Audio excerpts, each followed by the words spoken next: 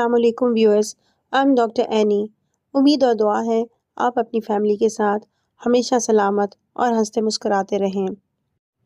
आज हम डिस्कस करेंगे हाई रिस्क प्रेगनेंसीज़ के बारे में, जो हमारी प्रेग्नेंट ख़वातीन में सबसे ज़्यादा देखने में आती हैं और इनमें सबसे कॉमन है शुगर और ब्लड प्रेशर का होना। प्रेगनेंसी में अगर शुगर या ब्लड प्रेशर इन दोनों में से कोई भी हो तो माँ और बच्चे दोनों के लिए कॉम्प्लिकेशंस हो सकती हैं। इसके लिए इसकी बरवक्त तशख़ीस और इलाज बहुत ज़रूरी है। अपनी डॉक्टर के पास बाकायदगी से फॉलोअप रखें ताकि किसी भी कॉम्प्लिकेशन से बचा जा सके। जिन ख़वातीन को प्रेगनेंसी से पहले शुगर होती है, प्रेगनेंसी में इनकी शुगर अनकंट्रोल होने के चांसेस ज़्यादा होते हैं। इसलिए इनके लिए एडवाइस है कि जैसे ही प्रेगनेंसी टेस्ट पॉजिटिव आए अपनी डॉक्टर के पास जाएं ताकि इन्हें फॉलिक एसिड की टैबलेट शुरू की जा सके और बच्चे में बनावटी नुक्स के चांसेस कम हों। प्रेगनेंसी में जितनी जल्दी और बर वक्त शुगर और ब्लड प्रेशर को कंट्रोल किया जाएगा, इतने ही इसके मुज़र असरात माँ और बच्चे पर कम होंगे।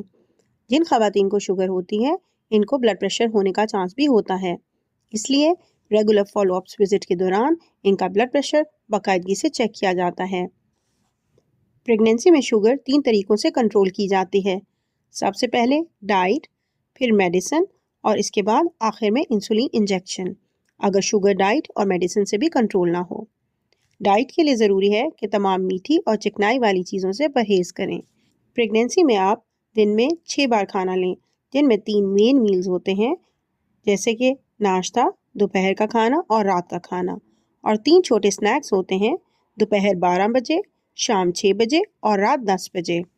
पूरा डाइट प्लान बनाकर पेशेंट को दिया जाता है ताकि इनकी शुगर कंट्रोल रहे।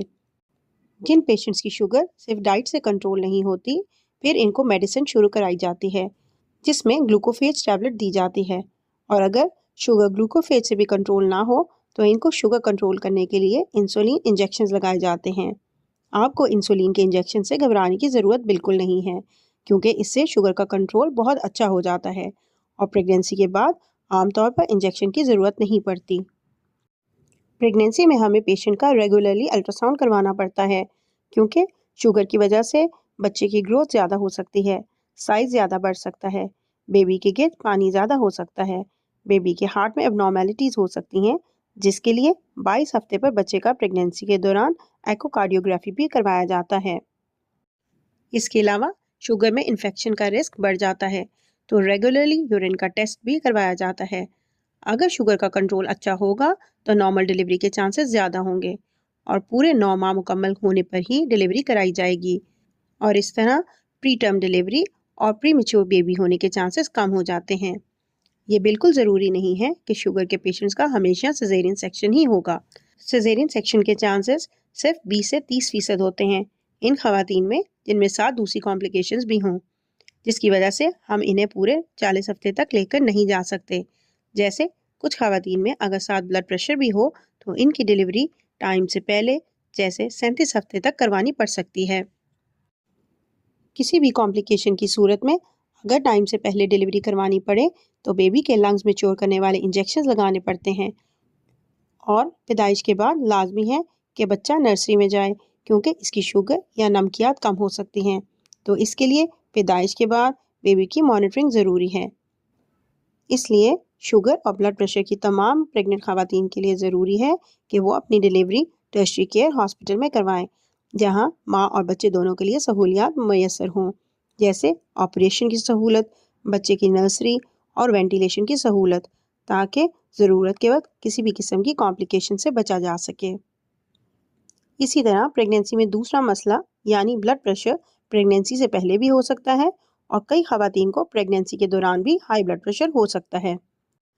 इसकी अलामात होती हैं सर में दर्द होना, उल्टी, मतली, आंखों के आगे अंधेरा आना या ब्लरिंग होना, और जब ब्लड प्रेशर चेक किया जाता है तो वो नॉर्मल से ज़्यादा आता है। ऐसी तमाम ख़वातीन को एडवाइस किया जाता है कि वो नमक और चिकनाई वाली चीज़ों से परहेज़ करें। अगर ब्लड प्रेशर परहेज़ के बावजूद भी ज़्यादा रहे तो फिर इस सूरत में दवाई की ज़रूरत पड़ती है, जिसका नाम एल्डोमेट है। अगर ब्लड प्रेशर बहुत ज़्यादा हो जाए तो माँ को झटके भी लग सकते हैं, जिसे इक्लैम्शिया कहते हैं।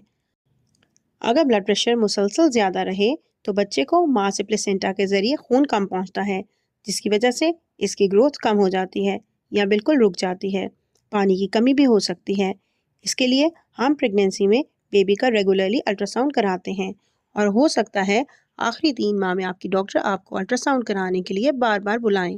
और अगर बेबी की ग्रोथ अल्ट्रासाउंड पर कम लगे तो इस सूरत में हमें टाइम से पहले डिलीवरी भी करवाना पड़ सकती है।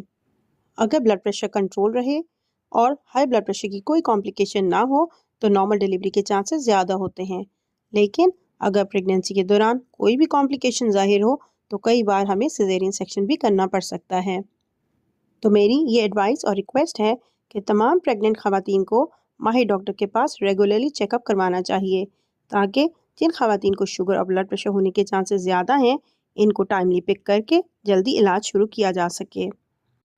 उम्मीद है मेरी आज की वीडियो आपको इन्फॉर्मेटिव लगी होगी। इस सिलसिले में अगर आपके जहन में कोई सवालात हैं तो आप कमेंट सेक्शन में पूछ सकती हैं। खुदा पाक आपको सेहतमंद औलाद से नवाजें। दुआओं में याद रखिएगा। शुक्रिया। अल्लाह हाफ़िज़।